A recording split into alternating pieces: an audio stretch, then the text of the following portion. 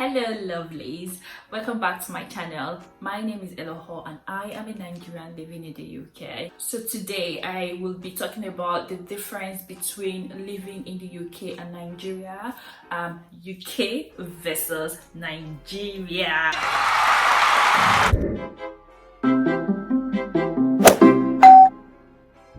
So the first thing I want to talk about is the educational system. The educational system is not as we have it back in Nigeria. I mean, we have schools and all that, universities, colleges, but there's like a difference in how it is being operated. In nursery, it is not really like formal. They don't have like a structure to what they do at nursery.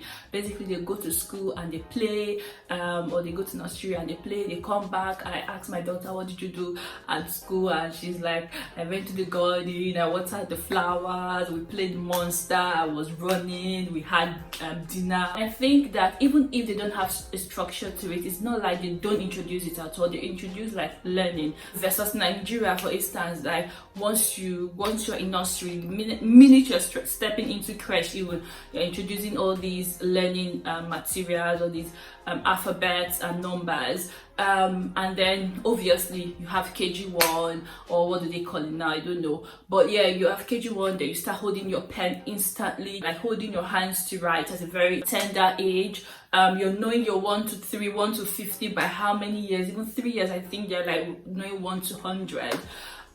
So it is really different, and I think each of it has its own negative and positive. I think what they focus on here in England is like building their social component, or whatever their social system. The second thing I want to talk about, which is not really surprising, is the electricity. The electricity here is constant. I mean, constant for some, depending on what kind of plan you have. So for some people, the plan that they have might involve them like switching off the electricity at some point, or like going without electricity at some point. Maybe because there's a system where you buy a card, you have like a card, and I don't know what they call it, but yeah, a card where you basically slot it into a box and you have electricity. When you remove the card, then your electricity is out. So some people have such plans, and obviously to not be constant. So it depends on the kind of plan that you have, really. But yes, basically electricity is there if you need electricity to be. But as opposed to Nigeria, where obviously, well, one of the things that's killing our nation, Nigeria, is electricity. I mentioned it in my last video. If we have constant light in Nigeria, businesses will strive, our country even move forward economically. But because people are spending on fuel and petrol and the rest of it, is killing businesses. Investment is not really taking place that much in Nigeria. I think another one which is closely related to electricity would be network. The network here is obviously speed. Good. So the network here is very good, depending on the network again you have, because some networks here are crap, and I will not mention names. But depending on the network you have, it can actually also be very good. Sometimes even if you have a good network, it can actually also be very bad. We work from home right now, so sometimes when you really need it for work, the network is like shilly-shally, is not really stable, which is also very possible in Nigeria, where our network, which I'll not also mention names, is not actually also good most of the time. Actually, that's a bad thing. That's the difference. Most of the time in Nigeria is not very good. Meanwhile, here is about 10% of the time that it can actually go bad. In that regards, also, I actually think that if we don't have network at home, then we can actually sit down and talk face to face with people, except when we want to call our loved ones, or when I want to actually pass important information or just connect. Then we can't do that because we don't have network.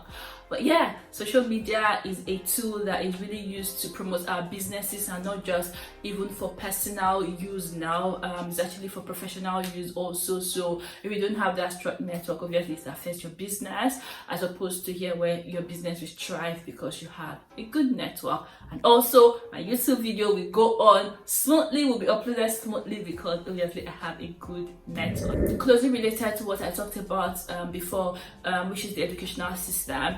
I think the other point I want to make now is is the fact that going to school is not really a necessity. Back in Nigeria life, you can bet your on the fact that 90%, 100%, if they have their chance, they will go to school. They will go to school. Okay, let me not exaggerate. Maybe 90% would actually want to go to school, go to college at least, or even go to university, at least get their first degree at least. But here it is not really a necessity. When I came here, the first job I got was in a telecommunication company. Do you know who my trainer was? He did not go to school. I think he finished secondary school, what we call secondary school in back at home. That's what he finished.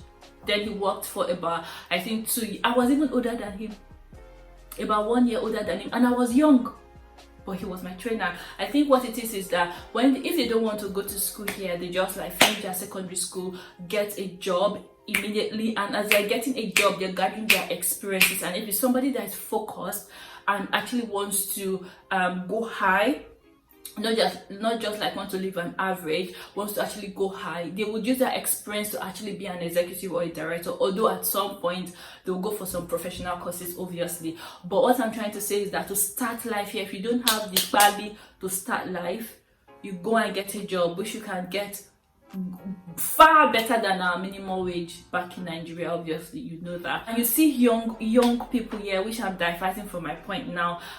Young people here that are like owning their own houses, have their mortgage, they have their life sorted, their bank account is, stable, and their children will obviously enjoy from the, foundation that their parents have built. And also one thing here is that and I'm going. Another thing, okay, let me just make it another point. Another thing here is that they don't get married. Depends on the region anyways. They don't get married early. So you would see it's quite normal for you to see, mostly towards the south, for like a 30 something year old to now just be giving birth to their first child, as opposed to Nigeria where, if you are more than 30-year-old, in fact, if you are more than 25-year-old and you have not gotten married, you still have hopes, but we're still waiting for you. You still have small years. As long as you enter 29, going to 30, they will just start saying you need to get married. You need to get married and start boring children. That's not the word. And start bearing children. So that is what is obtainable back at home, as opposed to here where parents don't really care if, as in they don't really pressure you by your age and when you should give birth. At least if you're married, you can't give birth when you want to give birth. But I actually have heard a story of like a friend of my husband who actually said she could not give birth. That is different anyways. Not like she could not give birth at a particular age, but her mom was quite angry that she could not give birth, which is really quite hurtful. So some of the things that we even practice back at home can actually apply here too. It just depends on the individual again, but the general norm, you don't really pressure children to get married early. But anyways, back here in the north, you would actually see that they get married quite early. They give birth quite early. So another thing, and it goes without saying, is that there is a good working condition. As in, your company or your organization cannot just mess with you. Even if they want to mess with you, they have to like gather facts. And I think that for something bad to really happen to you at work, I mean, it depends on the circumstance. People can be racist and all, but on a normal day, without any of those racism and all that, they cannot really treat you anyhow. The employee's opinion is taken into consideration, even if it's just hypocrisy. At least it's not like to your face in Nigeria, where you know that when you say something, it's passing this ear and it's going through that ear. Nobody is listening to you, as in you're just saying your own. If you don't have to work, you resign, you go. They can even sack yourself without reason, and nobody will do anything. You will carry them to court. How many people would actually win in Nigeria if they are in the right and the company is in the wrong? How many people will win the cases against the organization?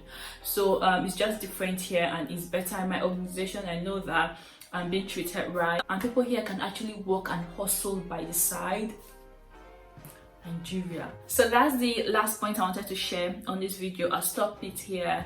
I have other points. There are other points on my book, but I will share that probably on the other in another video, basically a part 2. So yeah, I hope you enjoy watching this video. Please give it a thumbs up if you enjoy it, and please share if you like the video, and also basically if you think it might interest someone else.